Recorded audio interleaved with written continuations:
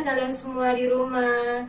Pastinya kalian semua di rumah dalam keadaan sehat-sehat ya, dan sedang bersuka cita.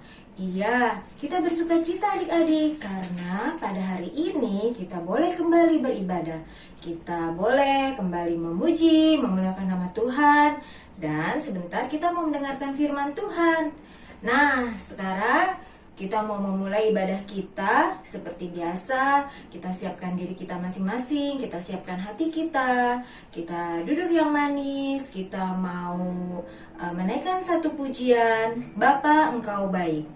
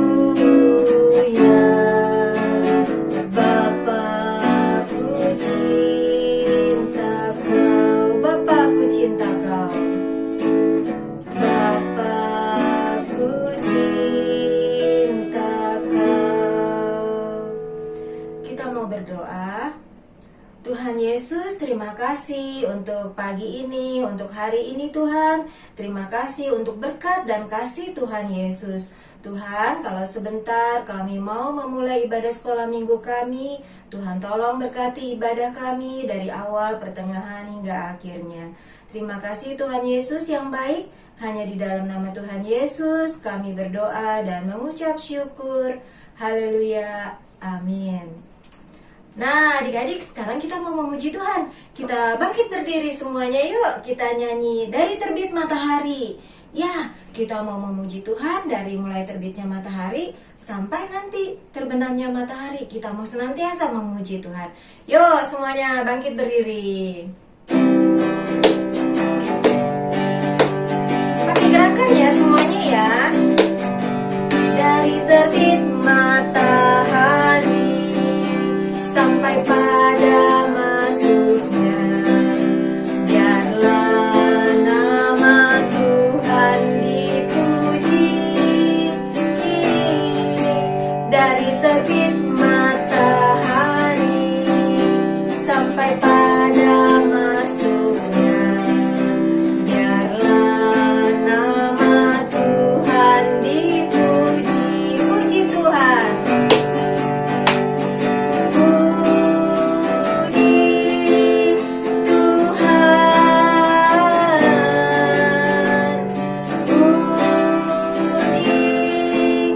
Tuhan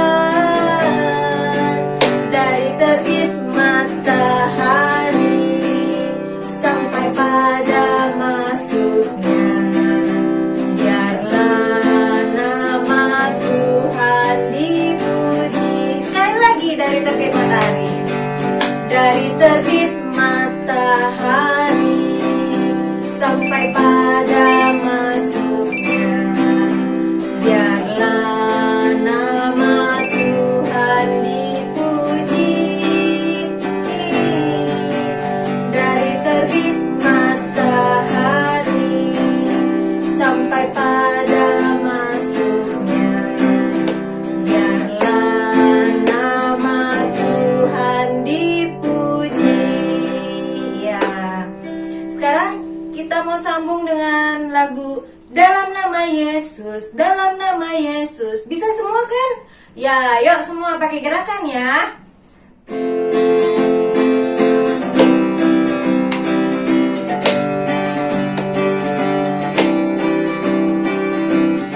Dalam nama Yesus, dalam nama Yesus, dalam nama Yesus ada kemenangan. Dalam nama Yesus, dalam nama Yesus iblis dikalahkan.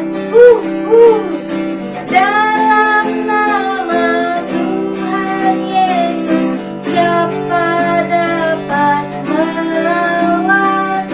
Dalam nama Tuhan Yesus ada kemenangan. Sekali lagi. Dalam nama Yesus, dalam nama Yesus ada kemenangan. Dalam nama Yesus, dalam nama Yesus iblis dikalahkan.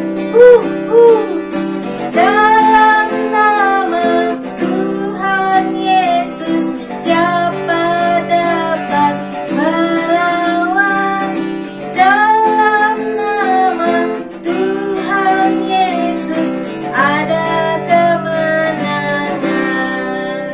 Ya, silakan duduk adik-adik. Sekarang kita mau siapkan hati kita untuk menerima firman Tuhan ya, yang sebentar akan dibawakan oleh Cici Nove. Nah, kita mau naikkan pujian Firman-Mu pelita bagi kakiku. Semua dengan sikap doa.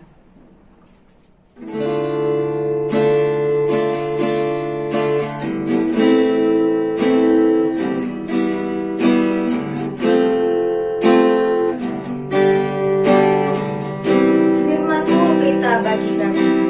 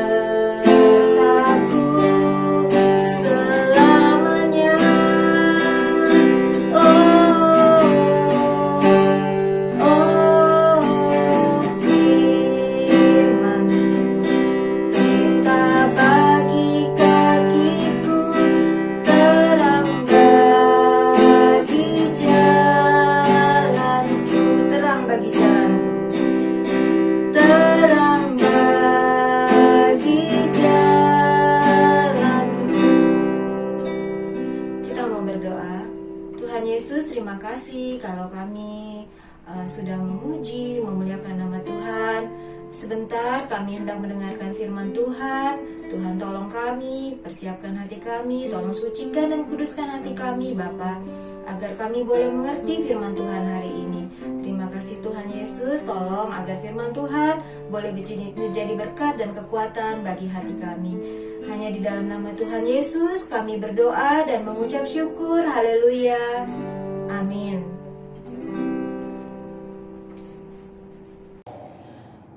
Shalom adik-adik, ketemu lagi di ibadah daring bersama Ero Kids GKRI Mangga Besar.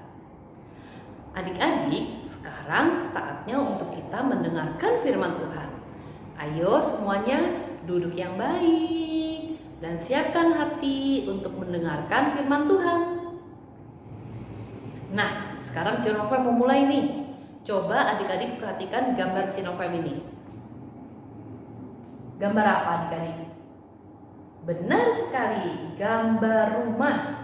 Waktu adik-adik lihat gambar rumah ini, apa yang adik-adik rasakan? Merasa nyaman karena rumahnya indah sekali ya. Merasa bersyukur untuk anugerah Tuhan. Pintar semuanya. Nah, sekarang Cinofem punya gambar yang lain nih. Coba lihat, kalau gambar rumah yang ini bagaimana? Bagaimana perasaan adik-adik kalau melihat gambar rumah yang ini? Iya, sama. Cinofem juga merasa sedih sekali karena rumahnya sudah rusak, sudah hancur. Sedih deh jadinya. Apalagi kalau itu rumah kita yang sudah rusak dan hancur ya. Nah, kira-kira apa sih yang akan adik-adik lakukan kalau rumahnya rusak begitu? Iya, harus dibetulin, harus dibenarin ya kan? Dirapikan lagi rumahnya supaya bisa indah lagi rumahnya ya. Nah, cerita Cinofem hari ini tentang seorang nabi yang tempat kelahirannya telah hancur. Tapi nabi ini sedang bekerja di kota lain yang jauh dari rumahnya. Siapakah dia? Yuk kita simak ceritanya sama-sama. Namanya Nehemia. Ia bekerja sebagai juru minuman Raja Artasasta, yaitu raja yang memerintah kerajaan Media dan Persia.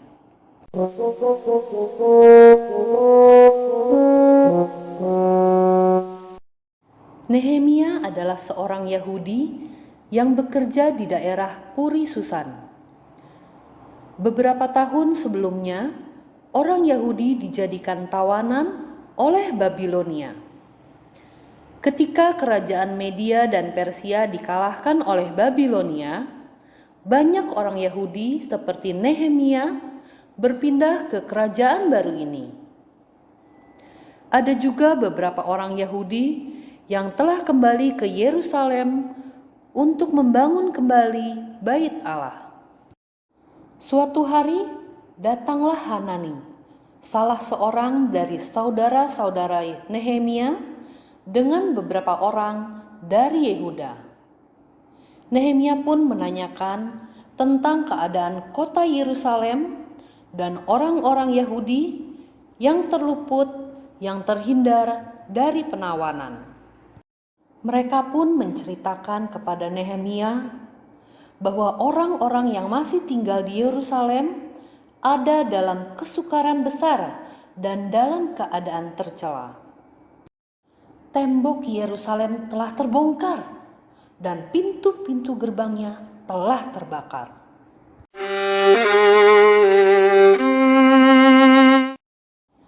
Ketika mendengar berita ini, Nehemia terduduk, menangis, dan berkabung selama beberapa hari. Nehemia berpuasa dan berdoa ke hadirat Tuhan.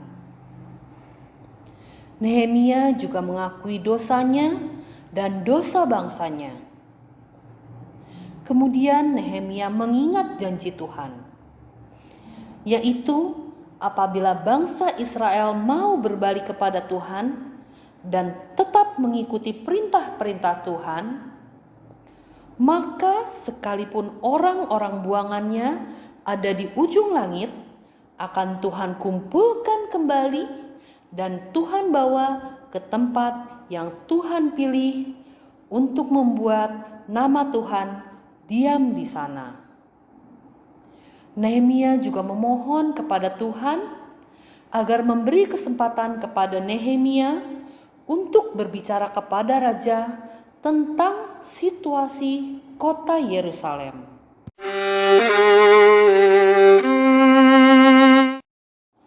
Beberapa waktu kemudian, ketika Nehemia bertugas untuk menyediakan anggur bagi raja, Nehemia pun terlihat sedih.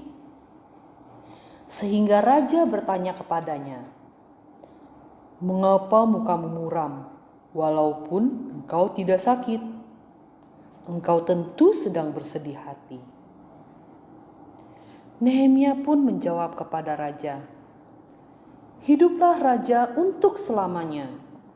Bagaimana mukaku tidak akan muram kalau kota tempat pekuburan nenek moyangku telah menjadi reruntuhan dan pintu-pintu gerbangnya habis dimakan api?" Lalu raja pun berkata kepada Nehemia, "Jadi apa yang kamu inginkan?" Nehemia pun menyebutkan semua yang ia butuhkan. Dan raja mengabulkan semua permintaan Nehemia. Semua surat-surat yang dibutuhkan oleh Nehemia, kayu untuk memasang pintu gerbang di bait suci, untuk tembok kota, dan kayu untuk rumah yang akan didiami oleh Nehemia. Bahkan raja menyuruh panglima-panglima perang dan orang-orang berkuda untuk menyertai Nehemia. Raja mengabulkan permintaan Nehemia karena tangan Tuhan yang murah melindungi Nehemia.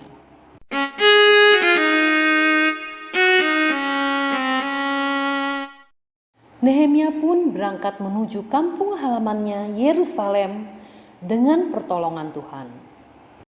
Adik-adik, cerita hari ini diambil dari kitab Nehemia pasal 1 sampai pasal 2 ayat 10.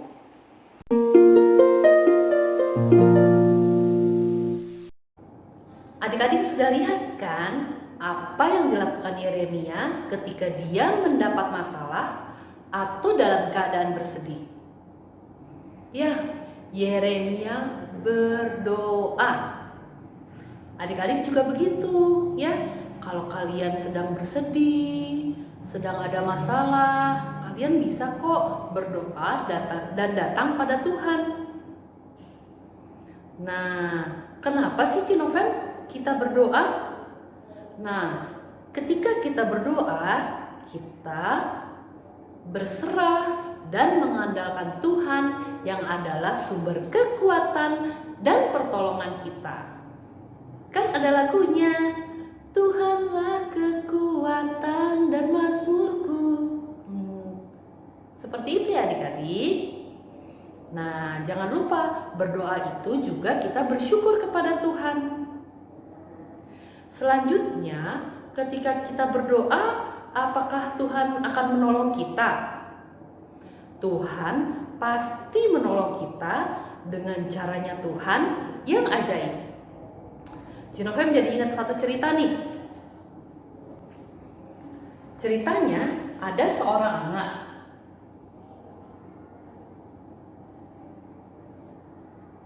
Nah, dia ini sedang dalam perjalanannya pulang ke rumah.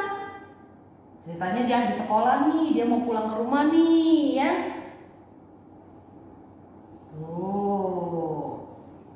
Nah, tapi tiba-tiba di tengah perjalanan pulang ada awan yang gelap sekali. Lalu turun hujan. Oh no.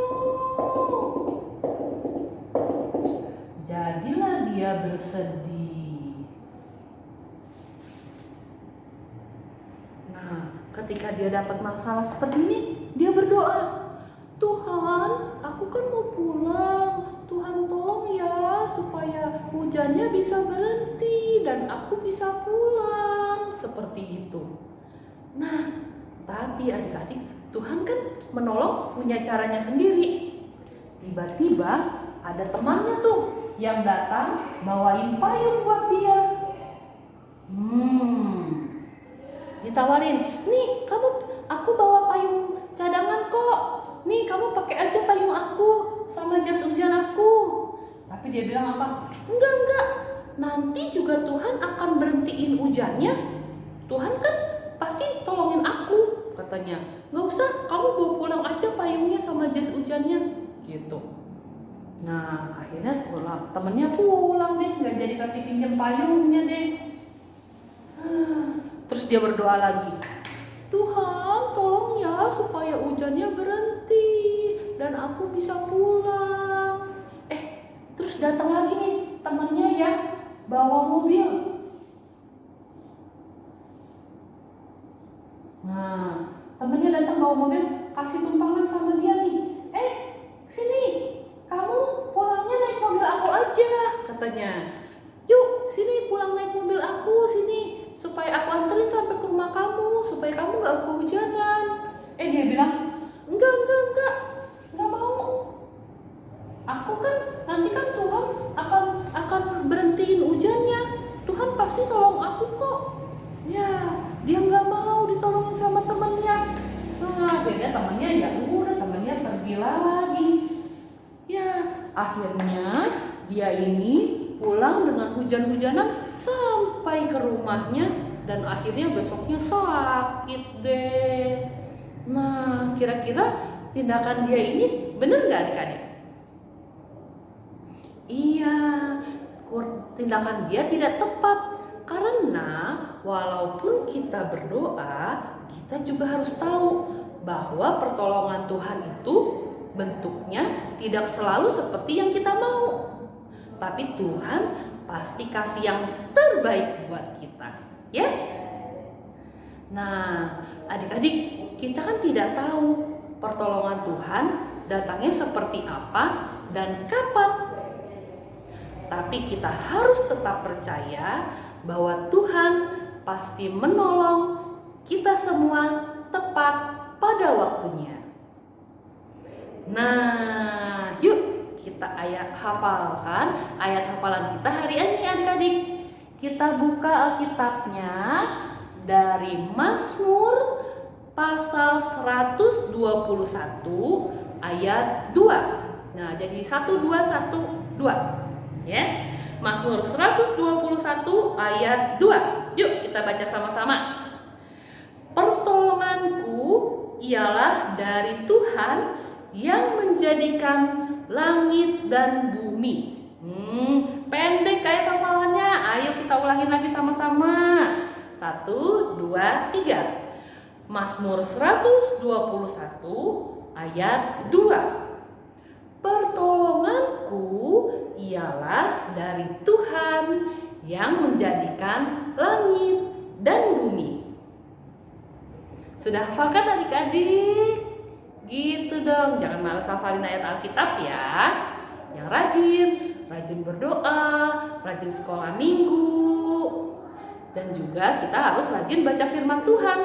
Oke adik-adik? Nah, yuk kita tutup dalam doa. Tuhan Yesus yang baik, terima kasih karena Tuhan selalu menyayangi, memberkati kami semua. Terima kasih Tuhan untuk kasih setiamu bagi kami anak-anak-Mu. Sekarang Tuhan, kami sudah selesai mendengarkan firman Tuhan. Kami percaya Tuhan adalah sumber kekuatan dan pertolongan kami. Dan Tuhan pasti menolong kami dengan cara Tuhan yang ajaib dan tepat pada waktunya. Terima kasih Tuhan. Kami serahkan semua adik-adik sekolah minggu. Tuhan tolong setiap adik-adik supaya selalu dalam keadaan sehat. Juga kalau adik-adik sebentar lagi mau ulangan akhir semester, Tuhan tolong supaya adik-adik semua bisa belajar dengan rajin, bisa mengerjakan soal dengan baik, memberikan jawaban yang baik, sehingga adik-adik juga bisa dapat nilai yang bagus. Terima kasih Tuhan. Kami serahkan semuanya ke dalam tangan-Mu. Dalam nama Tuhan Yesus, kami berdoa dan bersyukur. Sama-sama kita katakan, amin.